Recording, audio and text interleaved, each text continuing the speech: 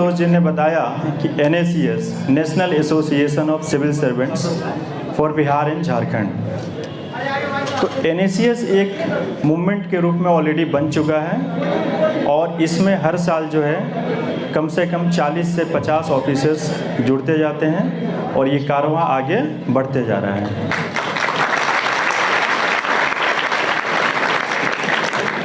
इस सेमिनार से हम क्या उम्मीद करते हैं ये मैं बता दूं। इस सेमिनार से हम ये उम्मीद करते हैं कि आप लोगों में से कुछ लोग जो है मंच पे अगले साल आ जाएं।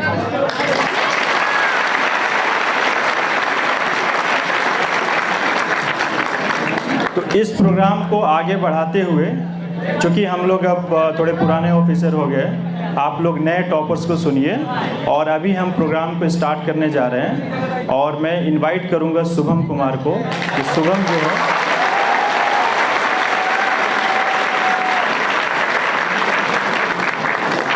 शुभम जो है अपनी बात जो है आपके सामने रखेंगे और साथ ही साथ उसके बाद जो है दूसरे टॉपर्स जो है अपनी बात रखेंगे और फिर जो है लास्ट में हम लोग क्वेश्चन आंसर सेशन रखेंगे और आप लोगों को मौका देंगे हम लोग कि आप जो भी क्वेश्चन पूछना चाहें आप पूछ सकते हैं। तो इस लाइन पे हम लोग आगे बढ़ते हैं। ओके शुभम,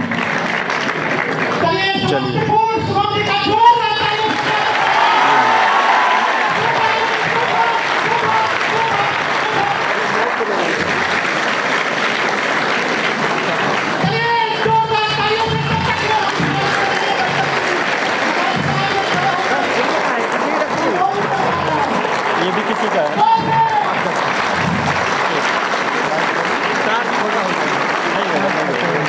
ठीक है, यहीं से आराम से।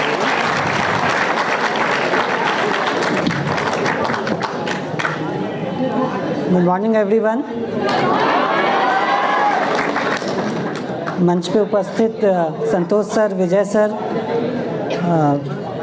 और सौरभ सर और अन्य सेलेक्टेड कैंडिडेट्स, यहाँ पे आए हुए सारे स्टूडेंट्स या उनके पेरेंट्स, सबको अभिनंदन।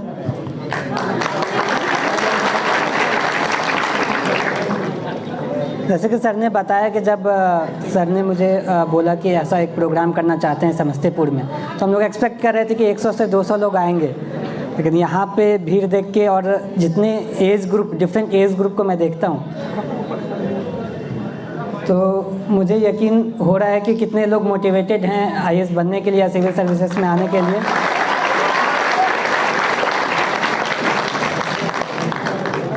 मैं कुमरी गांव कटिहार डिस्ट्रिक्ट का रहने वाला हूं और जो IAS बनने का जो सपना है वो मैं आपके तरह ही बहुत साल पहले देखा था और फिर जब मैं अपने स्कूल में था तो उस समय मुझे लगा कि पहले स्कूल की पढ़ाई को अच्छे से कर ले।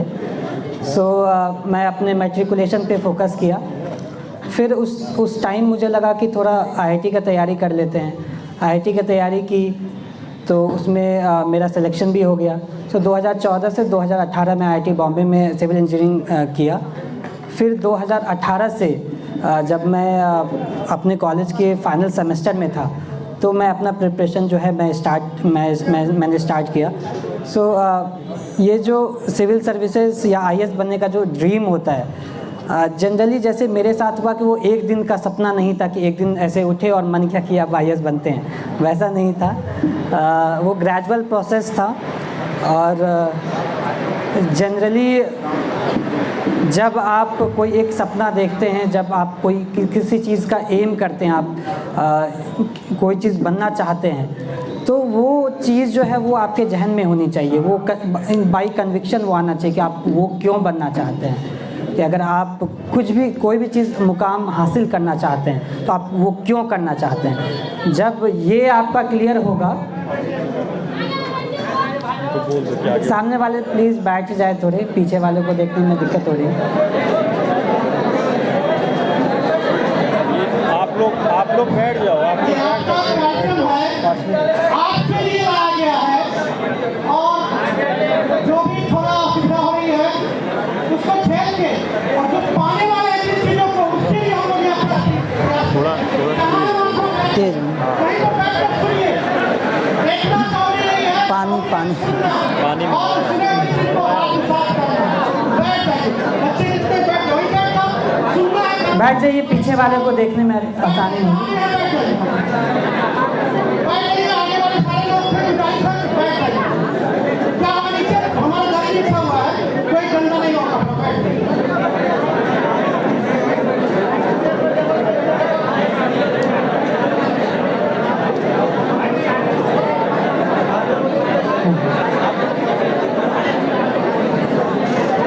सो ये मैं जो एम की बात कर रहा था कि अगर आप कुछ भी चीज़ बनना चाहते हैं तो वो एक आपके अंदर से आना चाहिए कि आप क्यों बनना चाहते हैं। जब आपका ऐसे क्यों क्लियर होता है कि आप उस चीज़ को क्यों अचीव करना चाहते हैं, तो फिर जो मोटिवेशन होता है या जो हार्डवर्क चाहिए, जो कंसिस्टेंसी चाहिए, सो वो सारा चीज़ अपने आप जो है वो आप कर लेंगे।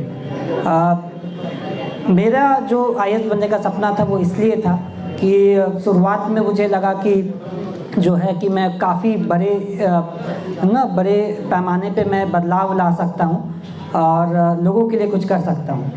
लेकिन फिर लगा कि ऐसा क्यों करना चाहिए, ऐसा मुझे क्या मिल रहा है। सो ये मुझे कॉलेज के 3rd ईयर में मुझे जो सेकेंड लास्ट ईयर था वहाँ पे ये यकीन हुआ कि जब मैं लोगों के लिए कुछ करता हूँ, कोई चेंज अगर आता है, इवन दो अगर लोगों को नहीं पता है किस व्यक्ति के वजह से वो चेंज आ रहा है, लेकिन एक पॉजिटिव चेंज जब समाज में आता है तो मुझे काफ़ी सेटिस्फैक्शन मिलता है, मुझे एक अंदरूनी एक सेटिस्फैक्शन मिलता है। तो ये चीज़ जो है वो मैं कॉलेज में, चूँकि मैं लीडरशिप रोल्स में था अपने हॉस्टल में, सो वहाँ पे जब मैं दूसरों के लिए काम करता था तो मुझे एक सेंस ऑफ सेटिस्फैक्शन मिलता था। सो आई थिंक आपका भी अगर जो एम है वो अगर क्लियर हो कि वो आप क्यों बनना चाहते हैं, तभी आप किसी भी एग्ज़ामिनेशन की जो है वो तैयारी करें।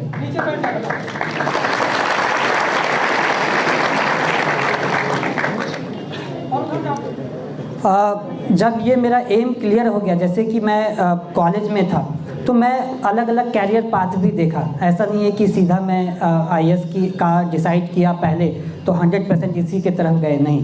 पहले मैं और सब चीज़ें देखा कि मुझे जो है वो कहीं कॉर्पोरेट वर्ल्ड में काम करने में तो अच्छा नहीं लग रहा। मैं रिसर्च वर्क भी किया, मैं सारा चीज़ थोड़ा थोड़ा ट्राई किया। एज अ इंटर्न मैं 2 महीने उसमें काम किया, फिर जाके मैं डिसाइड किया था। सो आपका भी जो डिसीज़न हो, आप जो भी क्लास में हो या कॉलेज में हो, तो आप अपने कैरियर पाथ को बहुत लॉजिकली और बहुत अच्छे से देखें कि आप किस फील्ड में अच्छा कर सकते हैं। ये भी बहुत ज़रूरी है कि आप किस फील्ड में अच्छा कर सकते हैं, इंटरेस्ट है कि नहीं, सो उस सर्विस में आप अच्छा कर पाएंगे, वो सारा चीज़ आप एनालाइज कर सकते हैं। तो शुरुआत में तो आप नहीं कर पाएंगे, लेकिन जब आप कॉलेज में रहेंगे, जब आप फाइनल ईयर में रहेंगे, तब वो मैच्योरिटी आ जाती है, तो वहाँ पे आप अच्छे से डिसाइड कर सकते हैं। अगर आपका पहले से जो है वो एम बहुत क्लियर है, आपको सारा चीज़ जो है पता है कि आपको क्यों बनना है, तब आप जो है आप पहले से भी तैयारी कर सकते हैं। बट मेरा ये मानना है कि आप थोड़ा जब एक मैच्योरिटी आने के बाद जब आप तैयारी करते हैं तो आप अच्छे से थोड़ा बेटर तैयारी कर पाते हैं।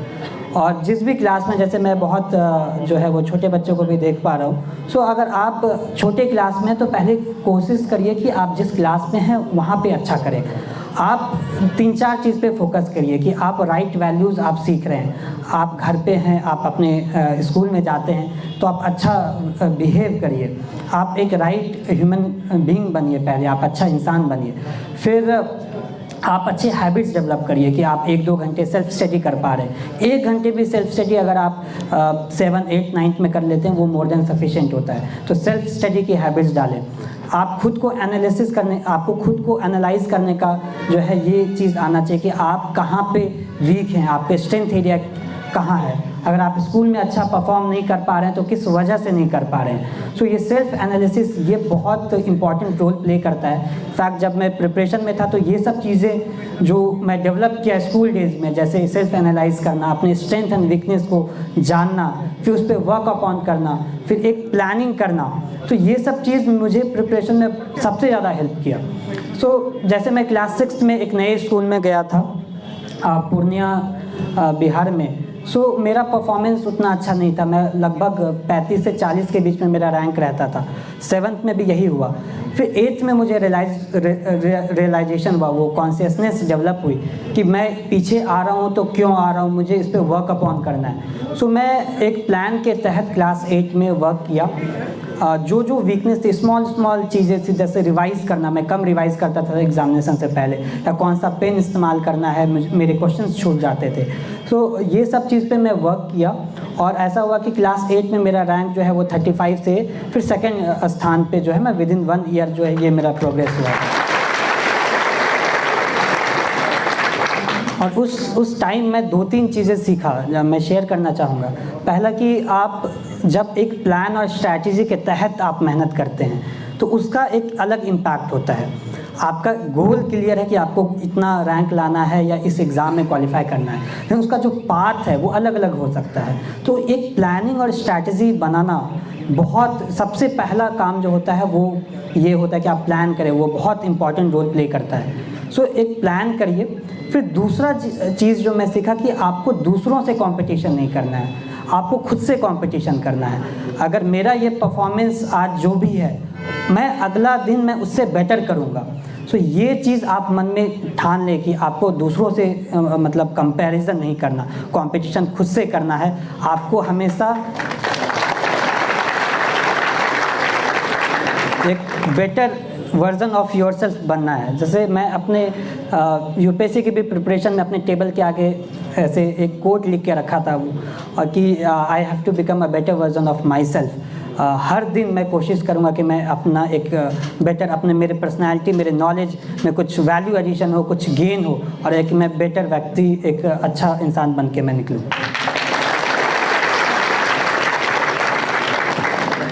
फिर तीसरा चीज़ जो मुझे स्कूल में समझ में आया था, द इम्पॉर्टेंस ऑफ ग्रिट।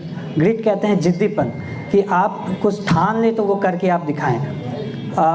अगर मैं किसी चीज़ का एम किया और मैं उसे अचीव नहीं कर पा रहा हूँ तो मैं फिर एनालाइज़ करूँगा, मैं देखूँगा कमी कहाँ है, फिर उस पर वर्क करूँगा, फिर उस पर पूरा 100% दूँगा और जिद एक मची रहनी चाहिए कि मैं ये क्यों करना चाहता हूँ, मैं मुझे ये करना है।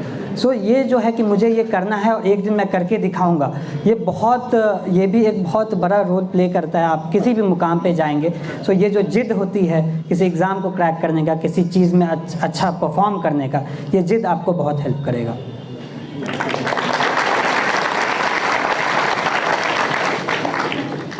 सो ये जनरली ये सब मैं अपने स्कूल डेज़ में सीखा। और फिर ये जब मैं जेईई का तैयारी कर रहा था, मैं जब आईआईटी जेईई की तैयारी कर रहा था उसमें भी फिर मैंने यही जो है वो मैं कोशिश किया इस चीज़ को इम्प्लीमेंट करने का। तो यहाँ पे भी क्या होता है कि मैं जहाँ पे भी जाता हूँ, आगे वाले थोड़े बैठ जाएं तो पीछे वाले को देखेंगे।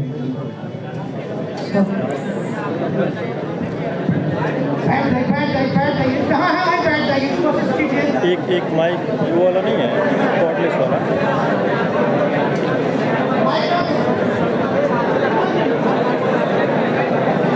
तो जब आप किसी भी एग्ज़ाम का तैयारी करें तो मेरा ऐसा मानना रहता था कि अब मैं शुरुआत में जाके बहुत अच्छा कहीं पे भी परफॉर्म नहीं करता था।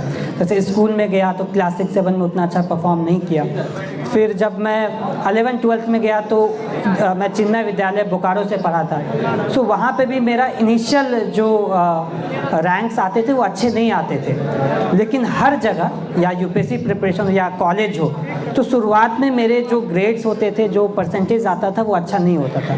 लेकिन मैं हमेशा जो है वो सेल्फ एनालिसिस पे बहुत फोकस करता था। मैं हमेशा देखता था कि मैं कहाँ जा रहा हूँ, मेरा जो एम है उससे मैं डेविएट तो नहीं हो रहा।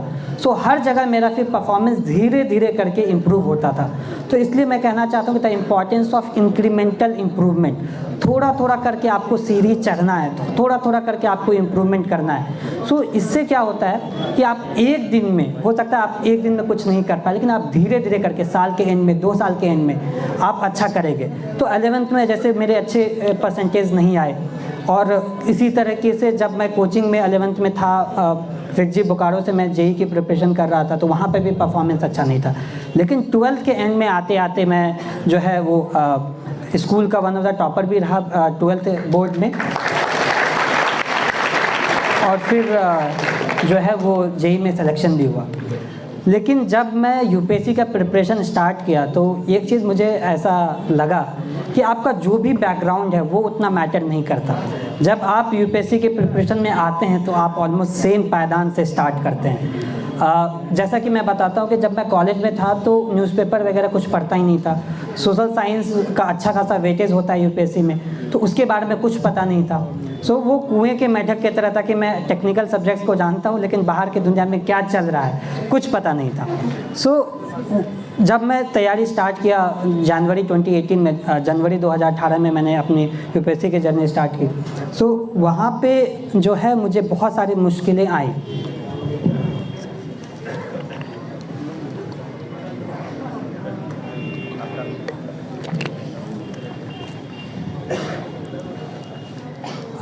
जैसे कि जब न्यूज़पेपर पढ़ना स्टार्ट किया द हिंदू, तो द हिंदू के काफ़ी सारे वर्ड्स मुझे समझ में नहीं आते थे।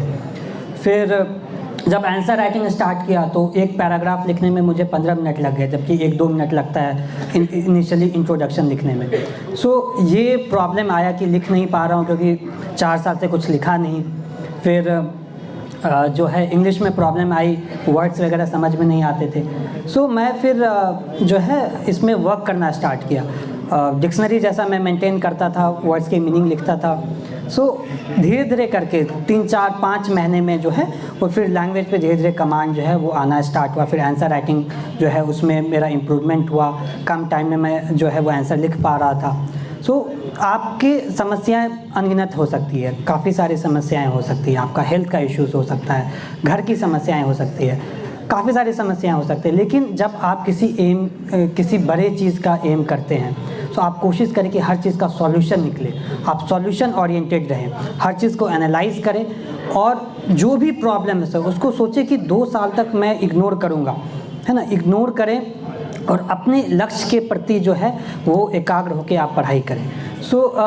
जैसे मेरे घर में भी कुछ प्रॉब्लम्स हैं, कोई रिलेटिव्स हैं, जो भी है, तो मेरे मम्मी पापा जो पेरेंट्स जो फैमिली का सपोर्ट मिला वो कभी भी मुझे घर की समस्या कभी नहीं बताते थे।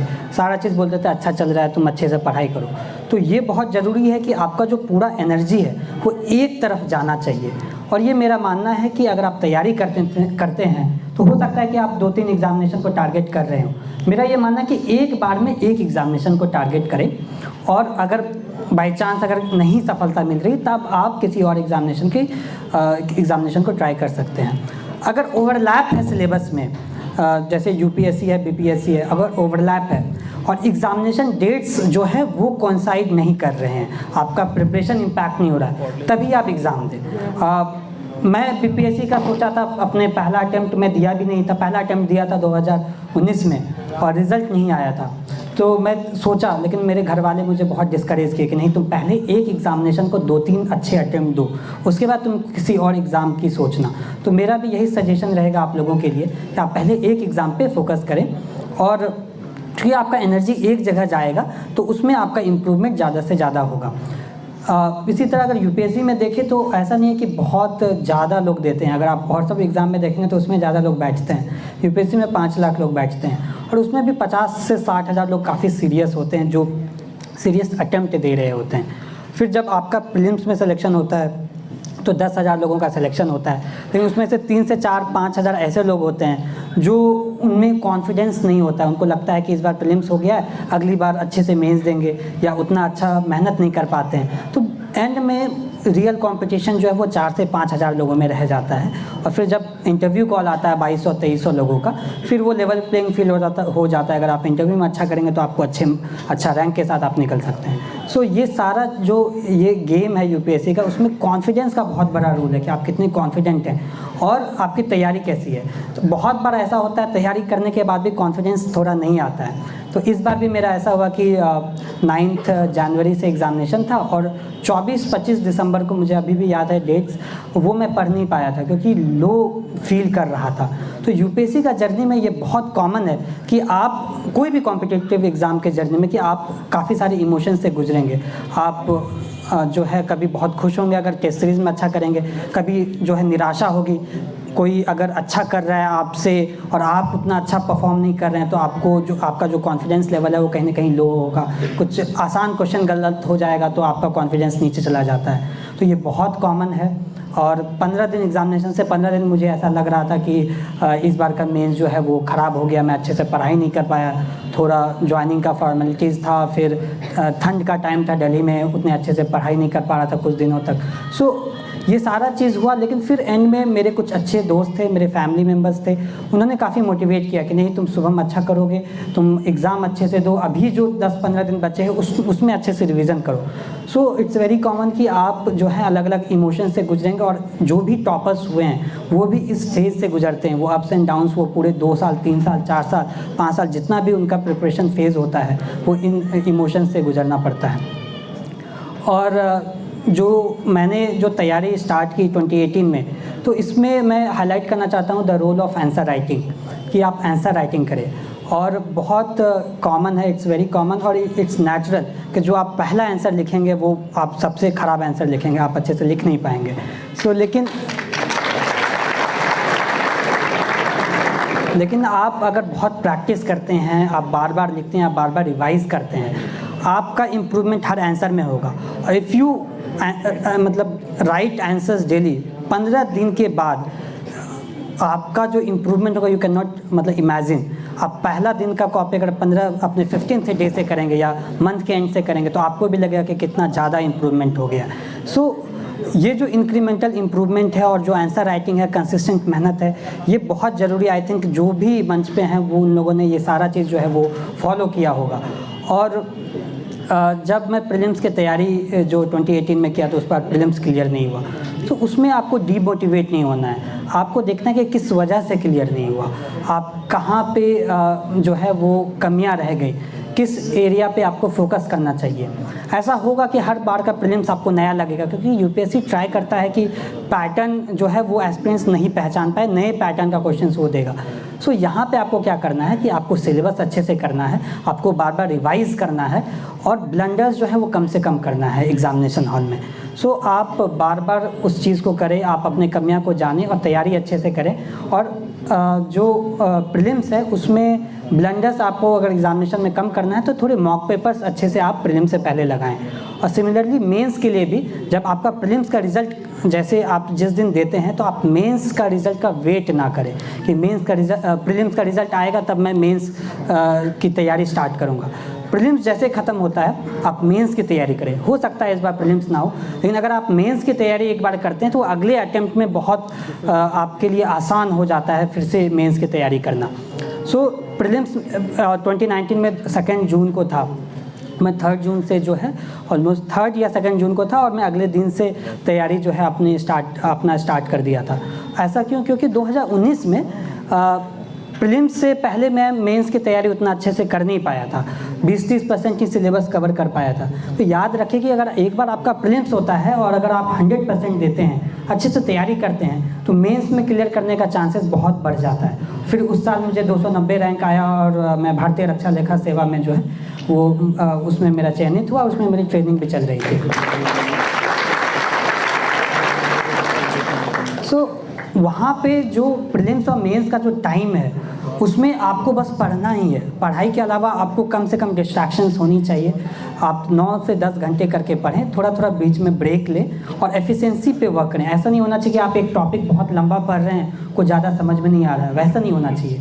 मैं अपने स्टडी स्लॉट्स को 1 घंटे में पढ़ता था, लेकिन 55 मिनट या 50 मिनट पढ़ता था, फिर 10 मिनट का ब्रेक लेता था हर घंटे। सो इस तरीके से आप डिवाइड करें, आप एफिशिएंसी पे काम करें और जो प्रीलिम्स और मेंस के बीच का टाइम है उसको अच्छे से यूटिलाइज़ करें। और उसके बाद आप थोड़ा रिलैक्स हो सकते हैं, लेकिन तैयारी कंटिन्यू रखें। जैसे मेरा 9 सितंबर को इस बार इंटरव्यू था और 24 सितंबर को रिज़ल्ट आया। रिज़ल्ट के दिन भी मैं अगले प्रीलिम्स जो कि 10 अक्टूबर को होने वाला था उसकी मैं तैयारी कर रहा था। और इंटरव्यू और रिज़ल्ट के 15 दिनों में मैं 5 से 6 प्रीलिम्स के मॉक पेपर्स भी मैं दे दिया था। सो इट्स वेरी इंपॉर्टेंट कि आप जो तैयारी है वो कंसिस्टेंट रखें। जब तक आपको आईएएस नहीं मिल जाता या आईपीएस नहीं मिल जाता, जो भी सर्विस की आप एम करते हैं, जब तक वो नहीं मिल जाता आप उसमें तैयारी कंटिन्यू रखें। और जब आपको लगता है कि आप 100% दे दिए, आप एग्ज़ाम में और इम्प्रूव नहीं कर सकते, एग्ज़ाम क्लियर नहीं हो पा रहा है, तब आप कुछ और चीज़ की भी सोच सकते हैं। उसमें निराश नहीं होना है। देखिए, आपका अल्टीमेट एम अगर है कि आप समाज में सेवा करना चाहते हैं, आप काफ़ी तरीक़ों से कर सकते हैं। और चूँकि ये कॉम्पिटिटिव एग्ज़ाम है, बहुत लोगों को का नहीं हो पाता है, लेकिन आप अगर 100% दे तो आप में कभी ये खलेगा नहीं बाद में कि मैं 100% नहीं दे पाया, मैं मेहनत नहीं कर पाया, जब टाइम था तो उसको यूटिलाइज़ नहीं किए। सो आपका ये कोशिश होना चाहिए कि आप 100% एग्ज़ाम को दें, तैयारी कंसिस्टेंटली करें, एक प्लान के तहत करें और मॉक पेपर दें, आप जो है आंसर्स लिखें, आप पीयर ग्रुप, आपका जो फ्रेंड सर्कल है 2-3 लोगों का एक अच्छा पीयर ग्रुप बनाएं, उसमें आप डिस्कशन करें। होता क्या कि ये जर्नी बहुत लंबा होता है, तो एक इमोशनल सपोर्ट और एक पीयर ग्रुप अगर बन जाता है तो आप चीज़ें डिस्कस कर लेते हैं, और डिस्कस करने से क्या होता है, चीज़ें याद हो जाती है। तो अगर आप 2-3 लोगों का पेयर ग्रुप बनाते हैं और विद इन पेयर ग्रुप फिर आपको कंपटीशन नहीं रखना है। अगर आपके पेयर ग्रुप में 4 लोग हैं या 3 लोग हैं तो आपको 3 सीट हैं IAS के लिए, तो आप उसके लिए आप फिक्र ना करें, आप with in pair group competition ना रखें, आपस में एक दूसरे को हेल्प करें। और उसका फ़ायदा मुझे 2020 और 2019 दोनों के अटेम्प्ट में बहुत हुआ। 2019 में मेरा स्कूल फ्रेंड मेरे साथ था, तैयारी करते थे, साथ में तैयारी किए, फिर उसका 404 रैंक आया और फिर अभी बिहार कैडर में ही वो IAS ऑफिसर है। सो इसी तरीके से 2020 के अटेम्प्ट में मेरे साथ जो दोस्त थे वो IRS IT में है। सो सबका जो पीयर ग्रुप है वो बहुत इंपॉर्टेंट रोल प्ले करता है। हम लोग काफ़ी चीज़ डिस्कस कर लेते थे, काफ़ी फैक्ट्स, फिगर्स, कमिटीज़, ये सब के जो नाम है वो डिस्कशन करने से ही याद हो जाता है। सो बहुत बड़ा रोल प्ले करता है फैमिली, पीयर ग्रुप, एक अच्छा इन्वायरमेंट, एक अच्छा सपोर्ट सिस्टम। सो अगर आपके पास अगर पीयर ग्रुप नहीं भी है तो भी आप तैयारी कर सकते हैं, लेकिन अगर है तो उसको अच्छे से यूटिलाइज़ करें।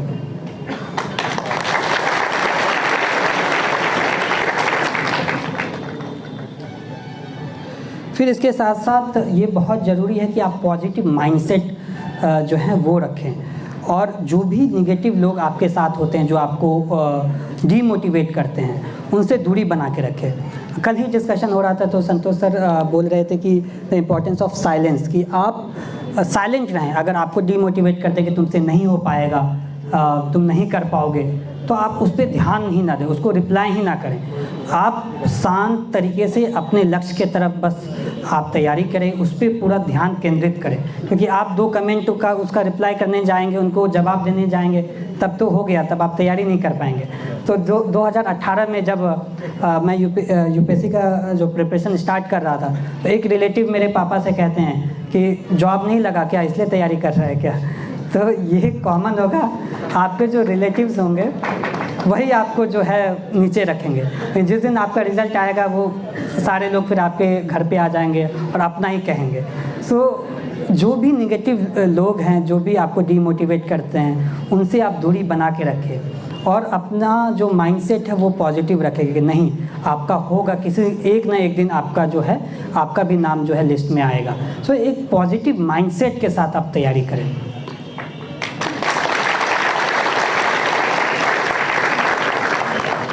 इसके साथ साथ जो भी डिस्ट्रैक्शंस हो रहा है उससे आप दूरी बनाएं। जैसे मैं जब तैयारी स्टार्ट किया तो मेरे काफ़ी सारे दोस्त लोग जॉब कर रहे थे, इधर उधर घूम रहे थे, और वो फेसबुक से थ्रू पता चल रहा था, तो मैं फेसबुक को डीएक्टिवेट कर दिया।